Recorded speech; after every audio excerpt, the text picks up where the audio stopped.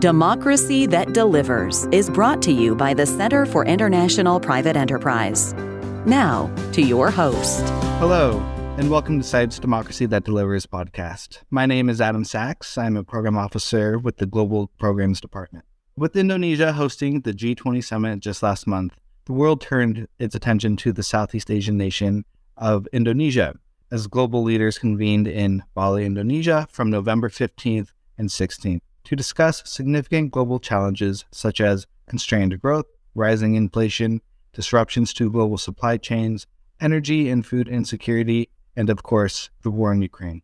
Among these challenges is digital governance, or rather, how should we shape policies to create more inclusive, enabling, and safe digital environments? Much ink has been used to describe the outcomes from the G20, but today I wanted to bring more attention to the role of the Think 20 or T20, an official engagement group of the G20, and how the Center for Indonesian Policy Studies, or CIPS, contributed to the T20 process, which held its own summit in September. Today, I am pleased to have Rainer Heufers, the Executive Director of CIPS, to share how his think tank provided policy analysis and fostered greater local stakeholder engagement in the many months prior to the G20 summit. It is my pleasure to welcome Rainer to our podcast. Rainer, how are you today? I'm very good. Thank you, Adam, and thank you for having me here on this podcast. It's a great pleasure to be here. Great. Well, we're certainly excited to learn more from you, and that's just wonderful to hear. So to begin, for those who are unfamiliar with the G20 and its official engagement groups, what are they, and how do they interact or complement each other? Yeah, it's an important point, Adam, because many people know the G20 as a meeting of presidents and head of states of basically 19 countries plus the European Union. It looks like a big show in one massive venue, but there's so much more to it. And as you rightfully say, it is the so-called official engagement groups. Now, what is that? The official engagement groups cover almost all aspects of governance. So we have, for example, a youth 20 that would talk about policies and governance from a youth perspective. We have civil society, that's the C20, doing the same just from civil society perspective. There is the SAI 20, which is Supreme Audit Institution 20, that talks about auditing state accounts, etc. and so forth. So there are so many different engagement groups. And as you already mentioned, there's also an engagement group of global think tanks, and that is the T20 or the Think 20. Now, what does that mean when we say engagement group? They are officially recognized groups by the G20 who are invited to actually prepare their analysis and their proposals for the G20 leaders and the G20 process. So when we talk about the T20, it means that global think tanks get together to prepare policy proposals that will later then be published and also summarized in a policy communique, which is then passed to the G20 leaders. Wow, fascinating. And thank you so much for that explanation. I don't think everyone really appreciates the extent that the private sector, civil society, and think tanks like CIPS serve in providing thoughtful analysis and perspectives for the G20. It almost sounds like this is a little niche to kind of get into this area. So to that end, can you please tell us a bit about CIPS and how did CIPS get involved with the T20? Oh, yeah, sure. No, I mean, you're absolutely right, Adam. It is indeed, when you hear about it, you think, wow, that's our moment. Let's make sure our voice is heard. And I mean, we have that so many times, right? As think tanks or NGOs, we want to be heard. You need to find the venue. You need to find the channel to be heard. Here is a channel where you can get heard. You can use that T20. If you are a think tank, you can use so many other channels to make sure whatever analysis you have, you can try to get into the conversation. So us as a think tank, we do know the main other think tanks in the country. So there is fair amount of opportunities where we can meet and, exchange ideas about policies, but also just about think tank issues. And so I am in touch also with the executive director of the think tank that is the main host of the T20. So need to explain, we usually, in the T20 process, there are usually either one or quite often actually two think tanks in the country, which are the general host of the whole T20. And then under that, there will be task forces. I can explain a bit about that later. But so we have these hosts, and Indonesia as well had two think tank hosts, and I knew one of them quite well. And when the process started, I thought I better speak to them and say, listen, we have our special expertise in certain policy areas. How about CIPS can come in as a host of one of those task forces? And it is quite a complicated process, which is also quite supervised in a way by the government. At least the government wants to know who is in these official engagement groups, etc. So it's quite a bit of a negotiation going on, but in the end we were confirmed as the host of the task force on agriculture and food security, where we have a special expertise besides the digital economy issues that Adam, you and I want to talk about a bit later. But yeah, so we had that special expertise. We were seen as a reliable think tank partner, and therefore we were able to get this opportunity to host that task force in the process. Wow, such an incredible achievement. And I mean, can you share a bit more about what that role entails? Sure, absolutely. I had the same question at the beginning. I mean, I knew there were hosts to be selected, but yeah, exactly. What does that mean? What are we signing up to if we become a host? Now, that's when CIPS came in, because you and your network had excellent contacts to countries that had already hosted the G20 in the past. And so it was immensely helpful when you connected us to the friends in GPEC, which is a think tank in Argentina, which had hosted the T20 when the G20 was in Buenos Aires. And so we had a good chance to speak to them and to find out what it actually means. Now, let me summarize basically what we learned and what we later had to also put into practice.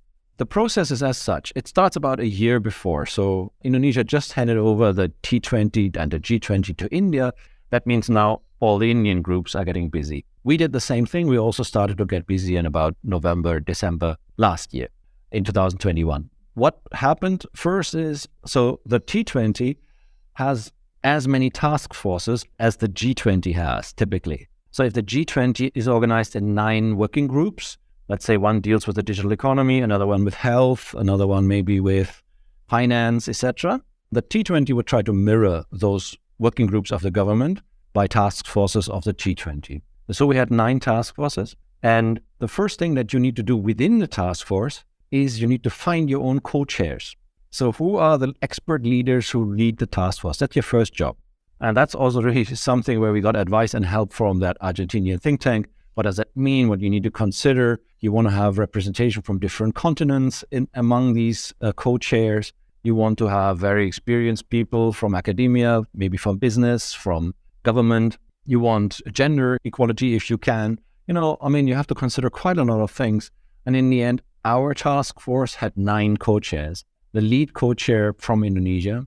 Another co-chair is a board member of CIPS. So 2 Indonesians, and the rest were from other countries, other continents. For example, the chief economist of FAO was one of our co-chairs, an expert on maritime affairs and fisheries from New Zealand. So we had different experts among these co-chairs. That's your first task.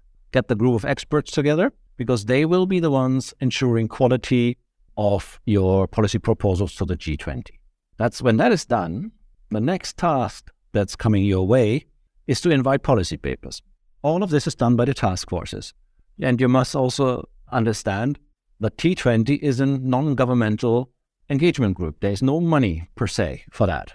So every task force would try to raise some money so that we're able to actually host all these conversations, later also events, make sure there's a certain secretariat, etc. So all of this relies on fundraising efforts of all task forces. So CIPS had to do the same thing, make sure there is some money to actually oil the system. So once we had the 9 global co-chairs for our task force, then we started inviting policy paper proposals. So we were saying, please submit your suggestions for policy papers. And then you need to be very good in spreading the word so that people know that is a call for papers.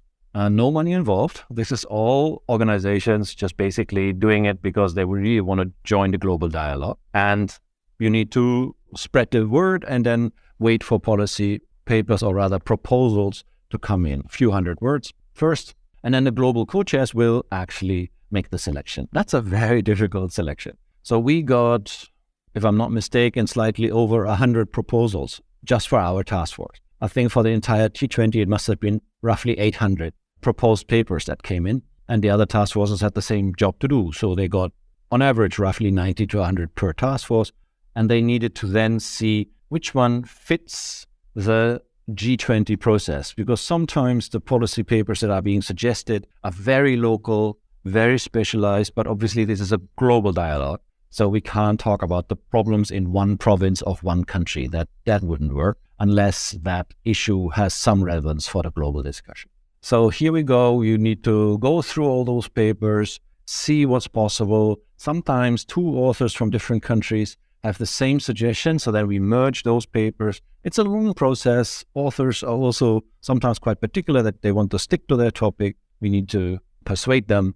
In the end, in our task force, I think we had about 14 papers that were actually accepted and were worked on. And then once you have those papers decided, you inform the authors, and then the global co-chairs in our task force start working with the authors of these papers on producing the content.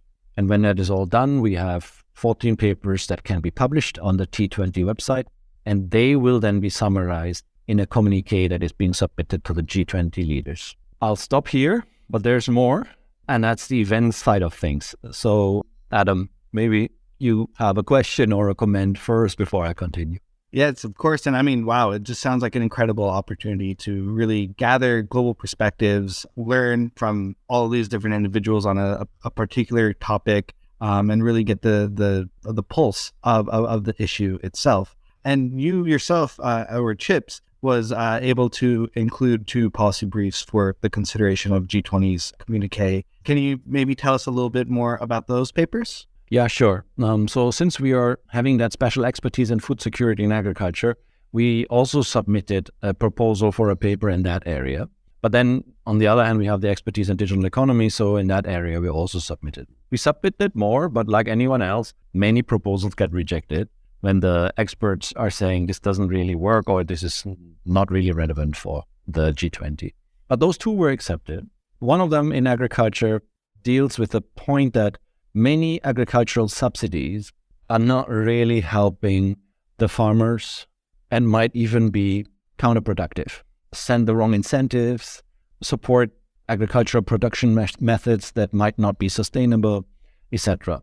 But what is really needed and what is in many countries not really well funded is an R&D system in agriculture where we get innovations, new methods, new technologies. And so our paper suggests to do some concerted efforts in the world, possibly led by the G20, to repurpose those subsidies in order to support R&D and funding innovations in agriculture. That's one paper that was accepted, and we turned it into a full prototype paper that is now published on the T20 website from Indonesia. The other paper is in the area of the digital economy, and we have a long history of also working with CIPS in the area of digital economy, the great partnership that we have there. I'm very grateful, Adam, for many years that we have now collaborated in this topic. This particular policy paper deals with the question of cross-border data flows. We have Indonesia as a relatively strong digital economy, quite a large and growing business area that produces anything from starting from ride-hailing apps into now deliveries, into fintech solutions, medtech solutions, e-tech solutions, etc. So it's an enormously important sector that actually provides lots of opportunities to also low-income households to benefit. Now, this comes with lots and lots of regulatory challenges, and one of them is cross-border data flows. Will the government allow data to be stored abroad, or should it be stored in Indonesia? How do we standardize the data flows if an e-payment app that is developed in Indonesia can be used in Singapore and a neighboring country? That means there needs to be a certain level of standardization. So there are various obstacles to cross-border data flows. And so the question was, how do we deal with this? And our policy proposal, our policy paper, focuses on the types of data. You cannot just talk about data. Data is too broad. There are different types of data. And you need to have a very detailed analysis. What are the data that we're talking about? Which ones are more sensitive and need to be protected? Which ones are less sensitive and may be shared? Where should government have access? Where should government allow storage of data abroad? So we basically argued for a very, very differentiated analysis of this, but also tried to say to the government, keep the data flow open. We have a globally more and more integrated economy, and the digital economy is a very important one for that as a pioneering sector. So stopping data from crossing borders really does not help emerging economies, and it doesn't help emerging businesses to really spread to other countries. And thank you so much for that. And I mean, it really is fascinating to read the paper, and we will certainly add a link to that paper on this podcast. Thank you. It just seems like such an expansive topic, and there's so many different views and perspectives throughout it all. I mean, what was the reception like to the policy paper? Oh, we have in general very good response to this, and maybe that brings me back to an aspect I said earlier I want to mention later in the conversation. You can't just publish a paper and put it on a website. I mean, you can, of course, then measure the downloads and these things. But what is much more important is that you make it part of the broader conversation. And that's where we need events. And that, as a host of a task force, is also very much your job. So you need to organize as many events as you can for two different audiences. One audience is the global one, where you want to have a global conversation. We did roundtables, regional roundtables on digital economy issues. We had international experts speaking our events. So this is basically to continue the global discussion in event format. On the other hand, you also want to persuade the Indonesian audiences that this is an important process. And that's, in Indonesia at least, need to happen in a local language. And then we need to localize these issues. So we need to move away from the global nature of the problems more to how does that affect our country here in Indonesia. So you need to do two types of events, or rather events with two types of audiences. And that's another one of the roles of a host. So you need to be aware of that. I don't know how many events we did, but I think it was 12 or 14 events that we ran as just a host of the Task Force for Food Security in Agriculture. But besides this, CIPS has always had, or at least for a long time, a focus on the digital economy. So this policy paper was also made part of our conversations in the other events that we do anyway, that were outside, so to speak, of the T20 process, where we would talk about data flow, talk about digital infrastructure, talking about data privacy, online consumer protection, etc. Well, I mean, that sounds quite daunting, kind of having those parallel tracks of the global and local. But as you mentioned, I mean, it is extremely important to ensure that there is inclusion and participation from all local stakeholders and global stakeholders. Pivoting a little bit over to the T20 summit, maybe you can mention some of the outcomes from that summit, particularly related around anything related to the digital governance side of things. And then if anything really transferred over into the G20, potentially the final communique that you saw from this year-long process, did it actually make it in, or what was that like? Yeah, the T20 summit is really where it all culminates, and we have, of course, then high-level interaction between the global think tanks, the Indonesian think tanks, government officials, businesses. It's a big show where we highlight main papers, results, discussion points that were elaborated. I mean, just think about it. It's a whole year of intense collaboration where we are coordinating between think tanks with other players, but we also coordinate with the working groups of the G20 process regularly. So there's an enormous amount of communication happening. More towards the end of this process, you would have a very hard time to be able to speak to any government representative because everybody is busy with G20. There's so many events. We are just one task force. You have 8 other T20 task forces. You have the Business 20, the B20, huge effort. And you have various other engagement groups that run their own events. So I don't know, it's kind of like a merry-go-round, or is a fun fair of the civil society where everybody is so busy organizing events on all sorts of topics on a level that I've never seen before. And Indonesia has a lively civil society. There is a lively discourse, but this took it to another level. And so then this all ends with this T20 summit. There was also a youth summit, there was a business summit, and so on. There was also lots of summits. And important people fly in, important experts come. And for a country like Indonesia, it's a huge country. It's 270 million people. It's the 4th largest country in the world. It's pretty much inward looking. So Indonesia isn't your typical player on the global scene. I bet people listening to this podcast will remember, will know Indonesia only for a limited number of reasons, which could relate to natural disasters, usually, unfortunately, or maybe tourism reasons. But other than that, Indonesia isn't very much on the national stage because it's very inward-looking. To have these kind of global events and discussions is a new thing for the country. They're not used to this, really. Also, there's a lack of English language skills that also stand as a barrier for that. Now, that's what I see as a massive impact. This 1 year of collaboration, that for me is the biggest impact. And then these summits, including the T20 summit, which was used for many other side events by many organizations. It was a massive show of strength of the think tanks, and it was very encouraging to see it happening. And yeah, CIPS was also, of course, represented there. Yeah, well, I mean, we're glad that you were part of that show and part of that merry-go-round. It sounds like it was a rewarding ride around that go-round. And, seeing how, this is kind of, Indonesia's term has now ended. You mentioned it goes on to India now, but, CIPS is still there working on this policy analysis and food security and digital governance. And just where does CIPS go from here? It was for us, it was a catalyst of growth. We have been exposed to entirely new audiences because of this experience.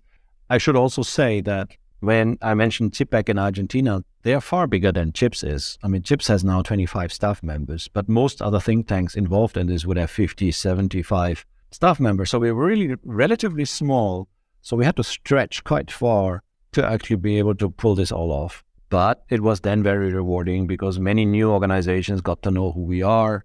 Now we have far more organizations reaching out to us, asking for our partnership, our comments. So we are now far more firmly established in certain networks, in certain circles where we were not before. CIPS has very clear strategic objectives. So we're not changing the discourse that we're trying to influence. That stays the same. We're working on food security and agriculture. We're working on digital economy and economic opportunities. And we're working on education policies. So this is not affected. But we are able to work more intensively. To a certain extent, we also have more government outreach because of this, because they got to know it in a better way. So I would say, yeah, it's more of the same, but actually more intense than before. And I can only recommend for any think tank to, if you can, you jump on this opportunity. It's hard work, that's for sure. It's very hard work for you, but it is rewarding if you do so. And then we also need to keep in mind, we always talk about giving marginalized groups a voice. And we're also in that context saying we want the global South to have a voice. But now we have Indonesia as a G20 in 2022. Next year is India. After that is Brazil. After that is South Africa. So now the G20 roadshow, if you want, stays entirely in the South for a couple of years. That gives Indonesian think tanks, this year it was Indonesian think tanks with a chance, but next year is India, then Brazil, South Africa. They all have a chance to really address the topics that matter for them. Last year it was Italy. In Italy, they wouldn't discuss food security. That was not on the agenda for them, but we took it. I mean, not we, but I mean the entire G20 and T20 effort brought it on the agenda of the discussions because it matters to Indonesia. So this way we can address problems that matter in the global South. And I do believe that is also something that should motivate us to get engaged. Yes, absolutely. I mean, that's wonderful to hear that, in the next couple of years, it will be there in the global South. And you did mention a little bit, if people are interested, get more involved, right? But do you have any recommendations on how, these sorts of think tanks or business associations, chambers of commerce, civil society might be able to get involved in that G20 process? There are different ways. I mean, first of all, of course, if you are located in the G20 country, you should make sure you are in the networks so that you would know when the process starts. So knowing it's coming to Brazil, I would only recommend to the Brazilian friends, you get prepared because it's sooner than you think end of this year that India will pass it over to you. And then you want to make sure you are in the right networks and so on. That's when you're in the particular country. If you're not in the country, then you want to watch out for, at one point, Indian G20, the Indian T20 hosts will set up a website on which they will call for papers, which gives you the opportunity then to submit your paper idea and hopefully get selected to produce a policy paper. And this is not limited to G20 member countries. Any think tank in the world can submit their ideas. It doesn't need to be from a G20 country. So watch out, put yourself on a mailing list. As soon as there is a notification that there is a mailing list, make sure you are included. You have to reach out yourself in order to get that information, and then you make sure you submit your paper. I can assure everyone on the T20 process, proposals are highly sought after. If you have profound analysis on something, it is really the desire of the organizers to get quality proposals. So don't hold back, engage, and submit your ideas. Wonderful. Thank you for those ideas as well. And so now we are coming close to the end of our time. And just one final question. Where can our listeners learn more about CIPS's work and perhaps follow CIPS on social media? And are there any other resources to highlight? Absolutely. Thank you, Adam, for bringing that up. Of course, we would love you to have a look at the papers that we produce. We have everything in English and also in Bahasa Indonesia. So if you want to find us, you go to the internet and you check www.cips-indonesia.org, www.cips-indonesia.org. And once you get to their website, you'll find the links to all our social media channels. You find the list of our publications. We have a newsletter every month that shares interesting perspectives. You'll find everything on that website. Wonderful. Well, I know there's a lot of great analysis that CIPS is doing, and I'm thankful to have you here with us today to tell us more about your experiences with the T20 and the G20. We'll be sure to post the links on our podcast as well so that our listeners can learn more. And once again, many thanks for your time. It has truly been a pleasure, and we look forward to staying in touch. Thank you, Adam, and thank you for giving me the opportunity to speak to you. It's a pleasure to be here. Democracy That Delivers has been brought to you by the Center for International Private Enterprise. For more information, please visit cipe.org.